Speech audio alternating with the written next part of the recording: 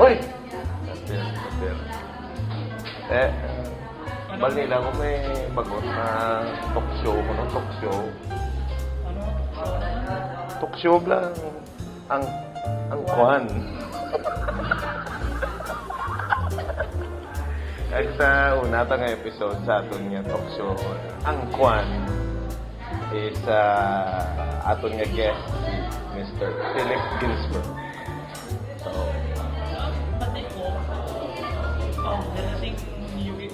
sa association at siya ang head admin and founders ng Unicon, the first ever Unicon, which will be held subong weekend, June 2, 3 sa Robinson Saro. So, let's go to the interview.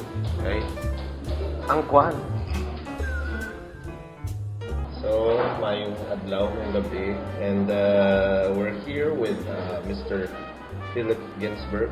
He's the head admin of Unicon and also the head admin of the Iloilo Yu-Gi-Oh! Association. And we're here to talk about the upcoming Unicon. What's the full title? The concept? The full name of the event, Unicon. United Iloilo Convention. United Iloilo Convention. Okay. So, basically, what is Unicon? Basically, Unicon, as the namesake says, united. Basically, this is about unity. Because we have, of course, we've had in homage to Iloilo Comic Con and Iloilo Hobby Con. There's also been, of course, Expo, Conquest, etc. Basically, the concept of all of this is why don't we put some of the best of all those things in one event? United kita tanan. Truth be told, some of them actually, I'm not going to mention certain issues between groups or something like that. Pero if we can how do I say this? Kung pwede natin bala ma-put aside ang aton mga petty differences just for 2 days. Yeah. And also all of us coming together supporting a very good cause actually. Because our charity partner dito sa event is going to be SOS Children's Village. Okay. It's located in Zaraga. It's for abused and abandoned children. So we also in Unicon we have charity auctions naman dito and percentages from exhibitors, tournament organizers. The proceeds will go to them as well. Gusto ko magbalik later sa concept of setting aside the petty differences. Yes. Pero balikan pa na karon, pero ang first sa mga people who are not familiar with the concept of conventions, what are conventions? What are these conventions? And anong ma-expect sa mga tao sa conventions? Do expo, no? It's basically the celebration of. Kumbaga, it's more of a gathering, gidya. I mean, basically, this is where people who cosplay, who have unique hobbies, and also, proper term, basically people who have unique endeavors per se, that they can gather together to celebrate their hobbies and also share it with people. Like for example, I mean, of course, familiar man kita sa all across the world that Comic Con is very, how do I say this, very, very popular. Yeah, popular. I guess that's one way to. Yeah. And basically, people from all across the world as well also go to these conventions. Even sa mga US, sa mga Europe, people go to those things just to have fun and enjoy. And also, of course, they like to meet either their favorite artists, their favorite, sometimes actors go. Yeah. Like for example, sa Manila, may mga Asia Pop Comic Con, and also Manila Con, Toy Con, something like that. And people get to share basically their gifts per se, their endeavors. So usually people and also business establishments get a chance Manila mag-advertise ng mga example if you sell comics, you have comics there, geek stuff, and probably you and I know probably these events sa Aguaya have become so big na it's become like a venue for even for production companies to Show their craft. to show their craft, to show their product. And there are usually mga nag-premiere ang mga trailers of some of these movies, mga superhero movies and mga geek-centric movies, di ba? So, pero sa aton Ria, in the past, mga conventions sa Iloilo, I am sure I've seen you become part of all these conventions which have happened here in Iloilo before. Basically, to be honest, my first convention here diri sa Iloilo that I participated in was back in 2012. Ang first Iloilo Comic Con. Hindi sa may si Rocky, if I mention. It's okay. It's okay. I know, okay na. Free advertising. Anyway. Good for them, no? Okay, basically dito sa Robinsons. Pero at that time, si Masigan is upod naton camera guy. Stephen, ara siya dito. Yeah, he is part of the Iloilo Comic Con. At that time, actually, then I was working for a certain cable channel. And then, basically, dira kami nagkilalahay kay doting mapa-coverage yata to sa una, no? Or something like that. Para sa event or something like that. Para nadala kami to sa off-road something. Something like that. Pero, amo to dayon natabo. I got to attend my first convention as I got to meet artists like one of my favorites, Sir Jerry Alangilan, which is responsible for Wasted, Elmer. And also Sir Carlo Pagulayan, who's one of the guys who did Planet Hulk. And many other people along the way. And of course, syempre sila ni Gian Galino, si Nea Reyes, among others.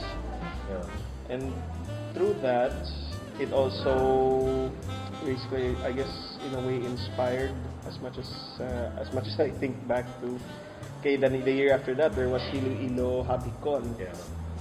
Iloilo Habicon was done by Carlo Borromeo. And of course, I guess it was also ITCC as well, Iloilo Toy and Comic Collectors.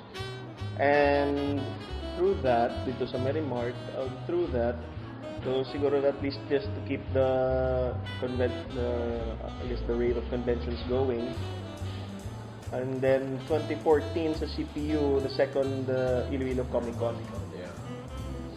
That's what happened there. We had more guests, and it was also one of the biggest tournaments. For example, sa amon sa Yu-Gi-Oh! That's one of our biggest achievements just to be there. And I mean, I know AI Expo has probably preceded Iloilo Comic Con in some way, pero at that time, my focus was more on sa akong Yu-Gi-Oh! Group and growing it to be what it is today. And then 2015, I think that was the second Habicon dito man sa Rob. And of course, I was actually the host.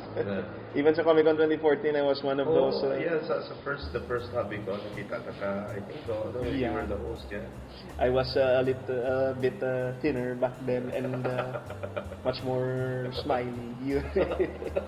And after that, basically, sang Habicon 2, I shaved my head, grew a beard, I became Heisenberg with the glasses and hat and everything.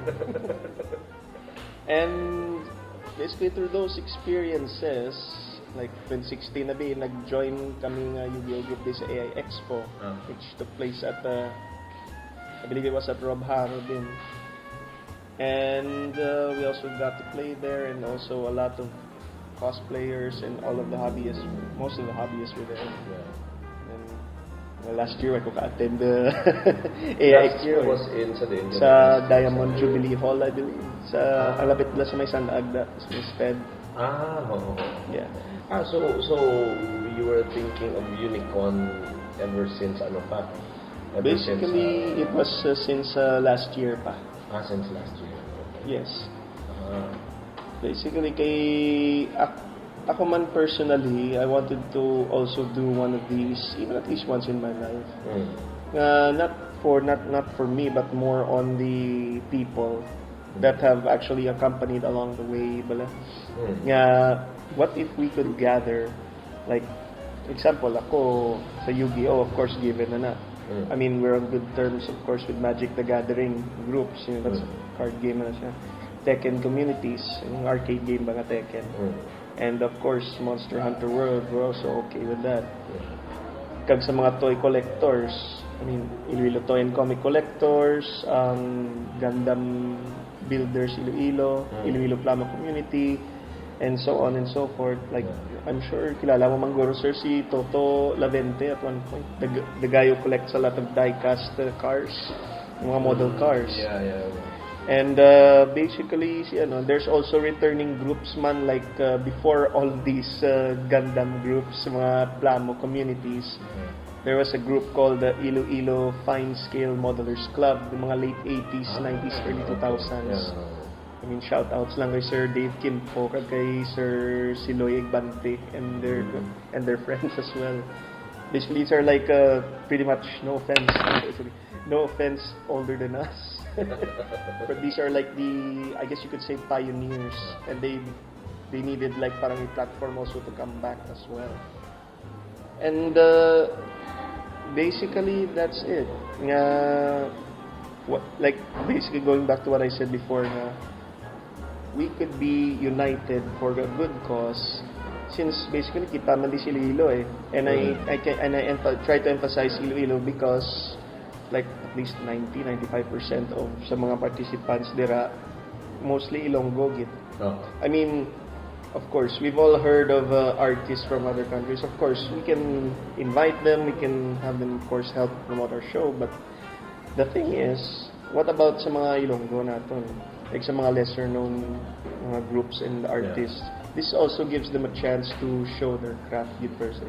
That's true, because damo sa mga Kwan, kasi sa mga artists, no, mga like like si Jan Galino. Nagpa-Manila na siya, pero I mean grabe man nga. I mean he has talent, and he worked hard for it, and tanong mo kung di na siya subong he had that opportunity to work with ABS-CBN at one point, and which conventions like this are really good because doon ka inspired ng mga artists and mga whoever wants to aspire to make it big with what they love, no. And labot sa mga tendency mag-ubrabla sa mga local comics.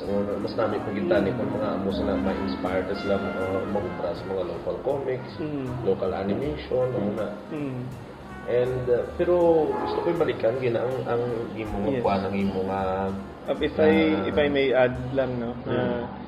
Siyempre, aside sa mga gamers, sa toy collectors, and sa mga artists, of course, we have cosplay competitions na dito. And there will be about at least 4 or 5 cosplay shops dito. Speaking of cosplays, this actress who used to be a cosplayer here in Iloilo, who's si Myrtle? Yeah, big time ito siya. So, classmates yung pakaisa. Actually. She used to be one of the cosplayers which goes to these conventions, mga local conventions. And now she has moved on to become an actress. So, and gusto ko balikan ang ang event gani is not only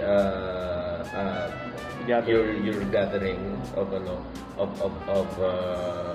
groups or just your typical convention, but also a chance for these organizations to set aside their differences. In a way, I hope so. Yeah. As long as nobody throws something in angst. Yeah, because that's something that I don't wanna. Yeah. I don't wanna tira any group or whatever. Pero yeah, I've heard in passing lang there are groups that are not happy with these groups, and then siguro look upsetting if those kind of things are very upsetting, and and And tani plus set aside nila. Kamay lang sa Iloilo. Amo na gani actually, kita mo lang diri gani sa Iloilo mostly. Oh. And we are showing these passions. It's like I know there will be always critics, no? Yeah. I mean, we may not like probably the way things are handled or kasi may nagtutumanda or something. Pero the point is, if we can put aside these differences even for just 2 days, it's also for a good cause man gani.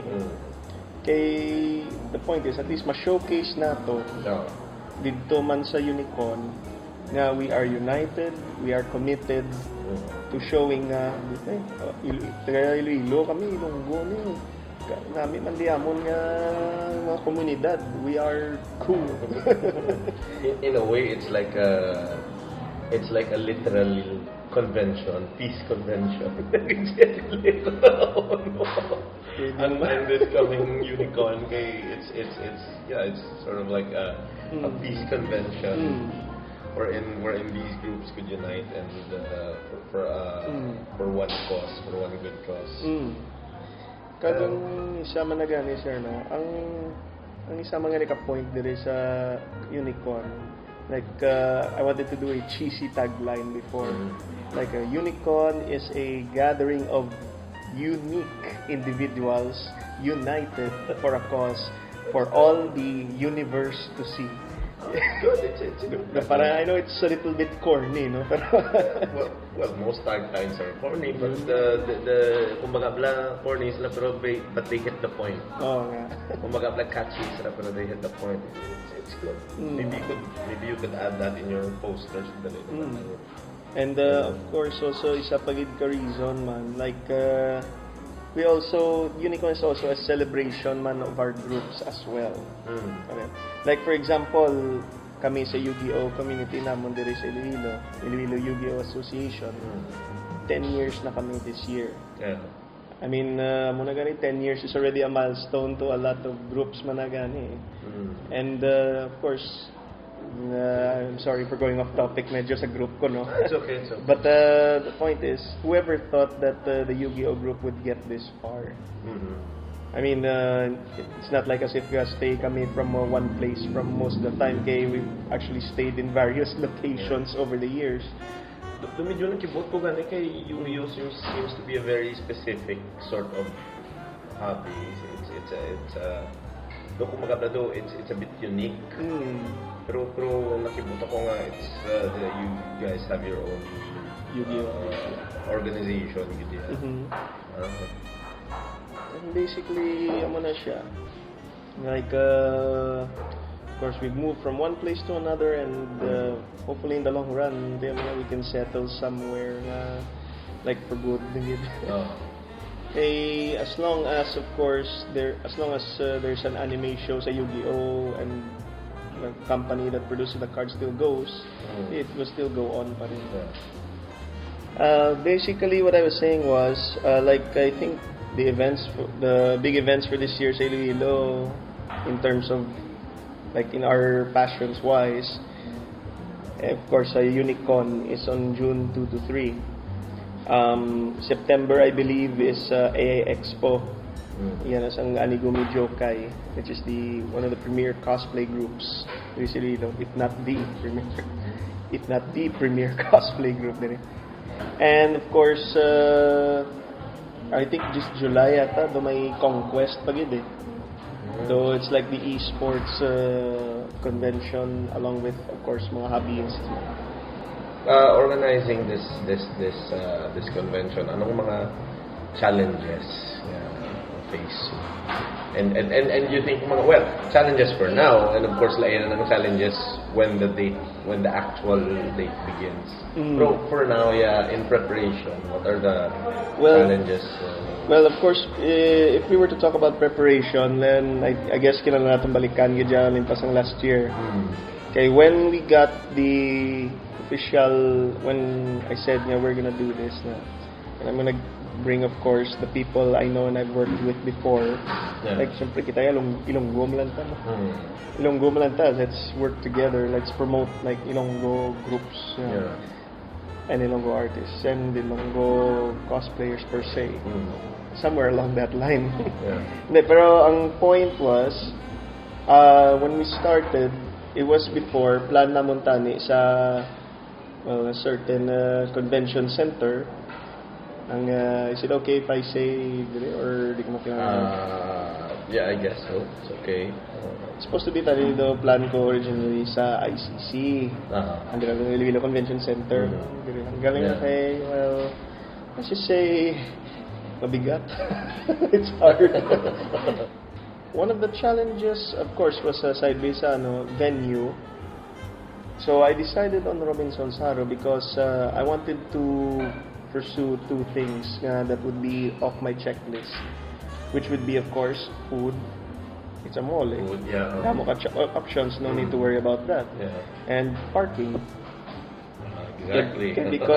Because remember, we're going to be bringing a lot of stuff inside the venue. And we're going to need parking per se. Even if butang ka, gamay lang na. Pero kung, siyempre, ang mga organizer, kung kailangan nila yung salakyan. Para at least kahit paano, may aragin man prepared. And also, ang isa pa sa mga challenges was, of course, getting the word out. I mean, let me just be clear lang. This isn't actually a competition between events, no? Like, wala ko yato siling, okay, I'm gonna go Unicon to compete against this other event or something like that. No. Yeah. Because, what's the point?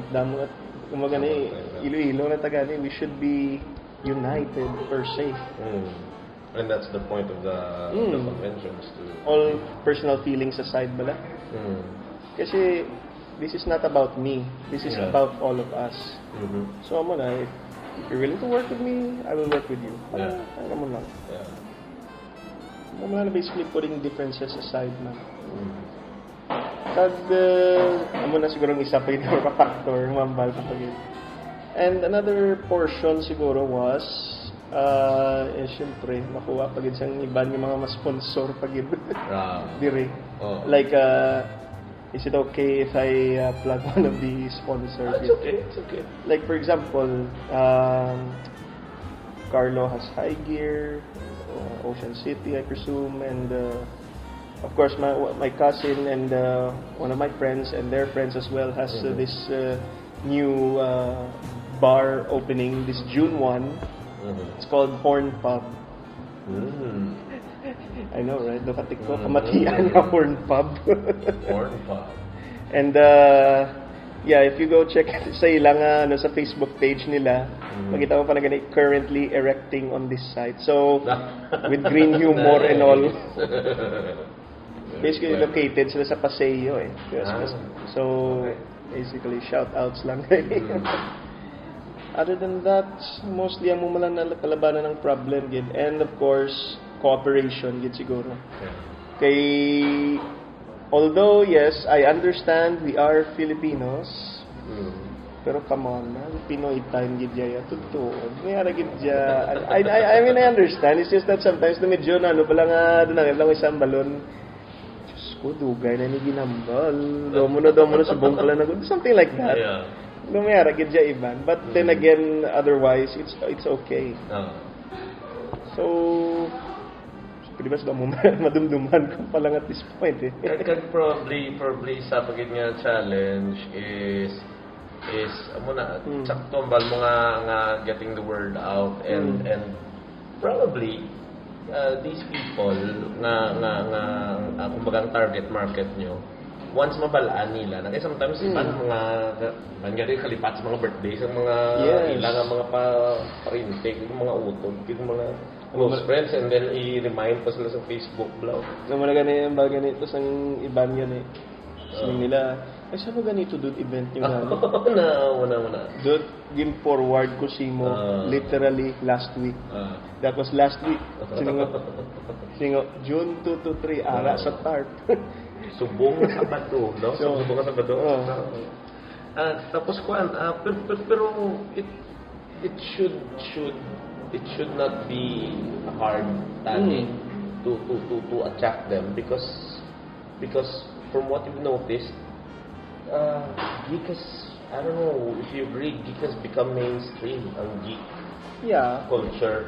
I think No? I think it's always been mainstream, no, for as long as it has been, no. Pero the thing was, kasi sang una sa aton kapanahunan, when we say geek though, dugo mga ginabuli, kitungod kay we're different, we're weird, which makes it unique per se.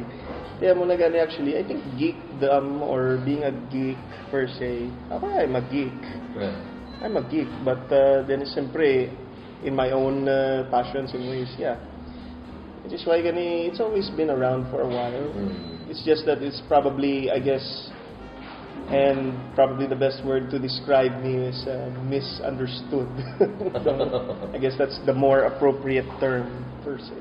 Pero it should be, isabla na nga it should be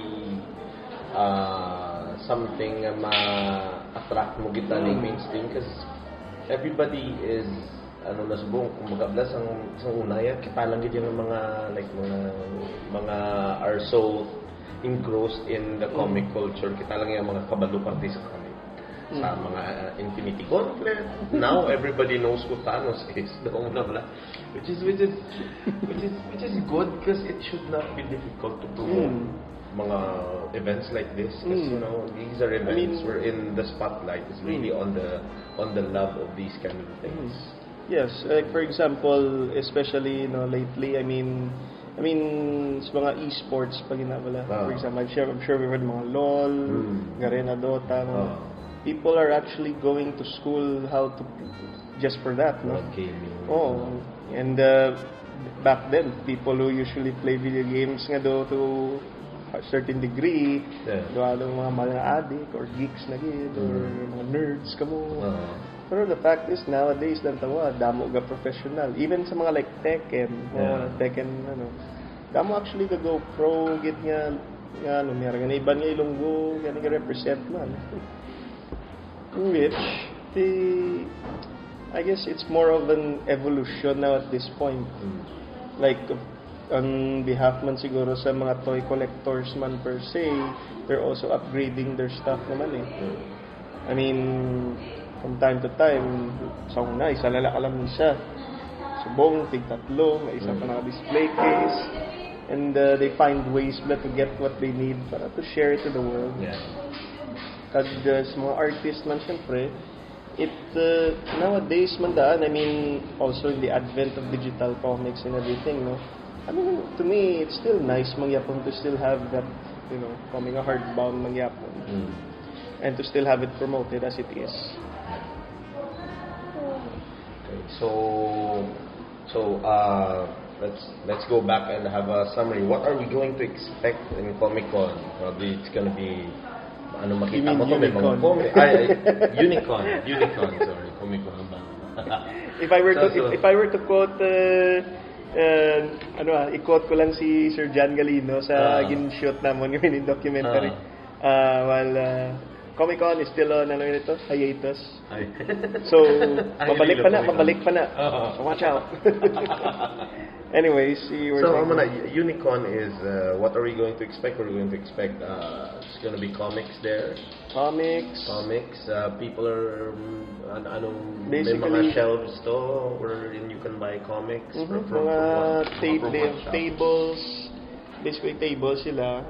From mga what shops ang basically, like for example, comic shops like Critical Hit will be there. And there's a new comic book shop that opened recently, Nth Dimension. Gracily, no? Yeah, actually sila sa may, kita mo ng Lunok area sa Atrio. Yeah. In between. Dimension na sa phone nito. That's a new place. Nandira. And they also sell comics. I think Critical Hit sells comics, and Nth will be selling some comics, I assume. Duwa na ang big comic shops. Kasi I remember sa una, I think nakaabot ko pa sa mga Philbar sa una, of course. Yeah, di ba lang? I think nakita na yung patakuros Philbar sa una. Probably. Sa una, isang gamay ko, kabakagi ko na ang gunaman mo sa una sa Edimar ng Funny Comics. That, I remember Kumatron.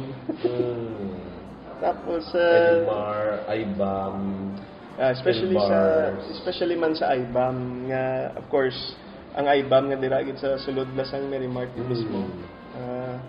Basically dira man na mostly ang GBI and IPC, which is Iloilo Plano Community and Gundam Builders Iloilo. Dira na isa sa mga groups nila. Shout out lang kay Dexter. Hi lang. Kag amo na sa una naman when it comes to comic shops sa una do big event ito sa una pag-close ng food bars. Pag if you notice mga ni sir nowadays, if you recall gani sa una, like in various hobby groups, the accessibility was very limited. Yeah. And nowadays, it is much more easier to have access to that, whether it may be comics, toys, card games, basically cosplay items. And the technology per se, it's now easier compared like 20 years ago. Yeah. Kagang, I guess going back sa what can we expect na? So comics, ano na to? Okay, comics, mga artists basically amo na Artists are going to be there. Of course si Sir Freely Abrigo. As far as I know, he'll be there. Si Mia Reyes, Dre San Juan, basically ari dito yung listahan ko sa ano. Basta we'll probably plug the event commercials or whatever or mga posters nyo sa show. And so artists are going to be there. Yes, artists are going to be there. Party man sa amon nga, no? I mean, we've all heard the phrase artist alley, di ba? There's a part of that I wanted to change. I turned it into, I called it Artist Avenue. Okay, para doon, I guess in term of comparison, an avenue is bigger than an alley. Yeah. Tapos, including man sa Artist Avenue namon, we have mga cosplay groups man dira ani Gumi Jokai, Marcel sila sa mga stuff dito. Of course, they will be hosting the cosplay fun ramp, in cosplay ramp and their cosplay parade as well. In terms of the 2 days, no? Yes, sir. In terms of the 2 days, sa ano nga day ang may on both days? May on both days. Okay. As far as I know, yata the both days na nakapost na. Hindi, pero aside from that, they also have the 3 other cosplay shops: Crusane Shop, Marinette Wonderland, Nana-chan Cosplay Shop. They will be also selling cosplay materials, and we also included Miss Kim De Felipe, who will be doing like a cosplay repairs to dresses and selling some stuff as well. So she's actually a costume maker man for cosplay. So she'll be talking about more or less basically she'll be having, of course, aside from the fact she'll having her own space dito, she will be basically doing mostly if anyone needs like dress repair, costume repair, like on the spot ba. Okay. And of course, aside from that, sa Artist Avenue, we have Gamers Boulevard. Boulevard. So, naman na actually Avenue Boulevard. Kagang namin, Toy District. Grabe. So ang sa Gamer Boulevard, it's gonna be mga rigs dito. Yes. Speaking of which, yung laser tech and ice rigs will be there to display and have casuals most likely. Ang meaning sa ISC. As the ISC, as the one who is mostly responsible sa conquest bala sa previous sa December. Can people try out rigs? Can people walk in and try to play a game sa As far as I remember, I mentioned them nowadays pwede ka maka-casuals. They can have casual games, but mostly, some of them, their computer rigs are for display, pero some of them can be used like for casuals, if they choose to do so. And there will be Tekken, Monster Hunter World. Monster Hunter World will have their own, I guess, hindi lang ako sure kung demo man or competition or something like that. May mga competitions. Especially Tekken, they have their own tournaments. Okay. And then there will be a Pokemon group as well. Not necessarily the card game, but the 3DS handheld. And of course, kami, Yu-Gi-Oh! Card games, Magic, the Gathering, which is basically the pioneer. And we also have sa, ano tawag nito? Also sa toy district, like I said before, mga various toy collector groups will be there. They will display their their awesome collections. Collections, yeah. Like like I said, mga pareho sa old timers, pareho sila ni, like I mentioned before, Sir Dave Kimpo, Sir Siloy Egbante, who have been doing this way before our time. To think na they were already dormant for a long time and now they're coming back. Total Avente as a wide assortment of die-cast cars. Hindi siya muna display niya. ITCC and GBI IPC will be displaying their own collections of figures. And also Double Flip Customs and Mark Liboon will also be displaying as well. Critically, it will be in the toy district actually. And basically, before I forget lang, no? Like I think I mentioned before na at the beginning of this, I believe na we have a portion of all proceeds going to charity. Which is SOS Children's Village. Basically, ang tanan nga profits earned, like for example, if the artists make 1,000, 10% of that, which is more or less 100 pesos, I'm not good with math. Okay. That's why nagmaskom ko, kaya bikul ang math. Kaya bikul ang math galing mayara. Pero basically, basically a portion of that, 10%, goes to the charity partner. And we also have charity auctions, in which, at the suggestion of one of our committee members, si Mark Melocoton, who is also famously known as Uki, isa sa mga cosplayer na siya sa Anigumi, and he's also he's the guy who suggested na basically ang tanan ng mga groups can also like give an item for the charity auction para at least magdamo-damo. And for now, we have at least 6 to 8 items, I believe. Tapos, and pretty much, I guess we'll see what happens when the bidding battle begins. So, before we head on to the final invitation mo, is there anything else we can expect on Unicon? Well, aside sa enumerate. Basically, so you have comics, games, toys, cosplay, cosplays, and basically all around fun. Yeah. Amayan ay tato. And of course, basically we also have a merchandise stand nandito if you want to get a little souvenir. Maski t-shirts man lang na. But then again, more or less it's all about because when somebody visits a booth, parang and they get their item of choice, parang you can see also the happiness naman on their face just by that simple act. Regular ang mangkot nga common yun yung mangkot sa mga tao. Okay. May bayad ni. Tama na sa entrance. Event, Nope, there is no entrance fee. Kumunang music to the ears of listeners. Kaya palista lang. Pero papalista lang kami sa ngalan para mabalaan kung pilagi man nagkanto. Okay. Tapos, pero there's no entrance fee. And basically, even actually gani ang mga ara sa booth, sa mga tables, they don't have actually anything to pay. Bali, whatever it is, as long as you're for the good and for the community per se. Okay.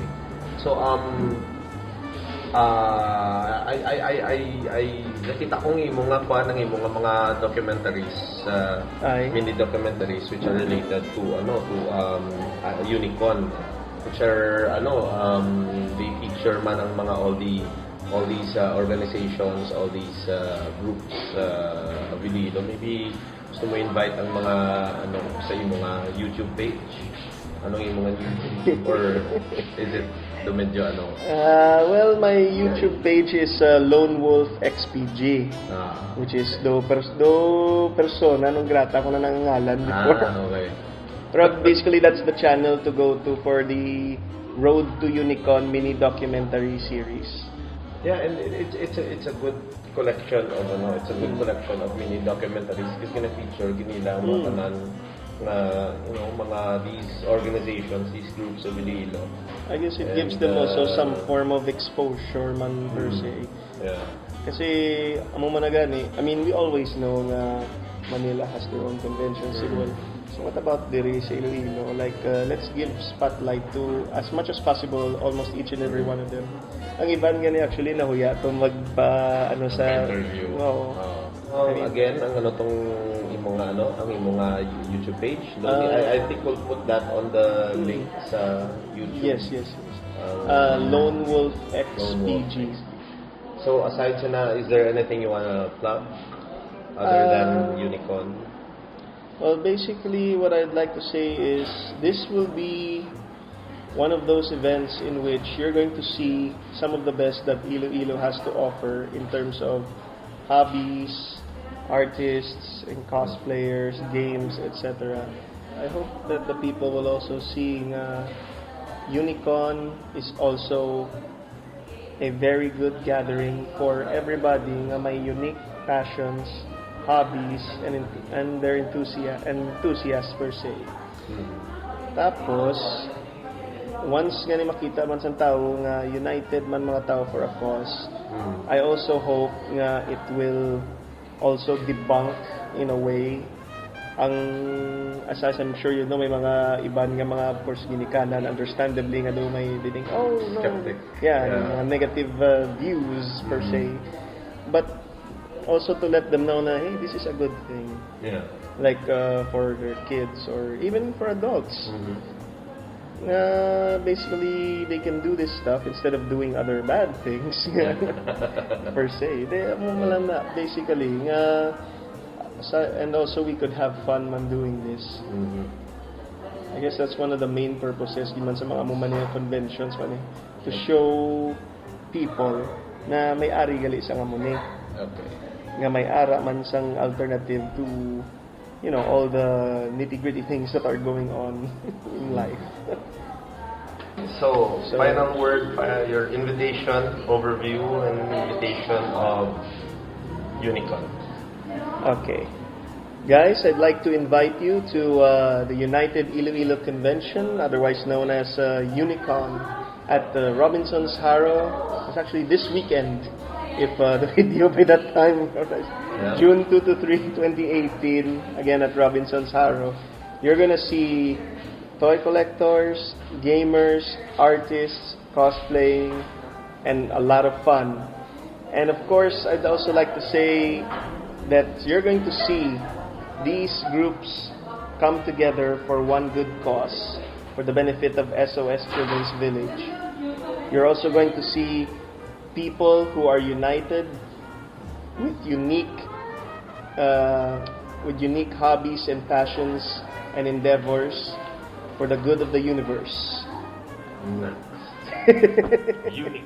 Unicon 2018, sponsored by Unicron. And unicorns. Kapila na actually ginano mo? Abi nila unicorn. Abi nila ga joke ko nga mo na ngalan. To be honest, gani miyara amo na actually there's a funny story, medyo lang to extra na lang ni siguro. Okay. Well, after nag-post na tong logo and everything sa Unicon, shoutouts lang kay Goldberg Villanueva for making the logo again. Dila ako lang nakita across ang apartment namon. May Unicon galing nga cables and wires. Away ko ka notice sa una.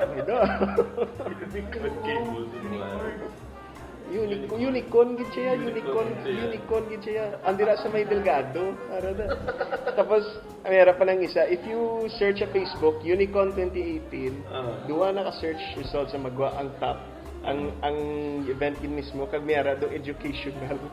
Unicon. Oh, 2-day man event sa Manila yata yun. Or something. Sige lang. Oh, pero at least identifiable man sa logo. Amo man sa ko gani. Oh, shit. May unicorn nga, why? Unicorn. Anyway, So, thank you. pero anyway lang guys, if I forget something, this is all from the heart.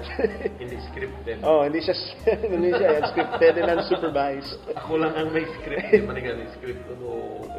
Basically, No outline lang. basically, if I forget to mention something or basi nagsalam ako, I apologize. Okay? Hindi ko hungod. So, thank you again, Philip. Thank you, sir. Thank you very much for the invite. Thank you again. So once again, thank you again kay Mr. Philip Edward Ginsberg. Thank you also sa Benito's Cafe, sa Beehive Hotel, which kundi inari kami gisubong. And thank you sa inyo tanan sa pagtanaw sang video nga ini. Thank you, Tepen, our cameraman. And cinematographer. So, thank you very much. Kada next time naman amo ni ang Kwan.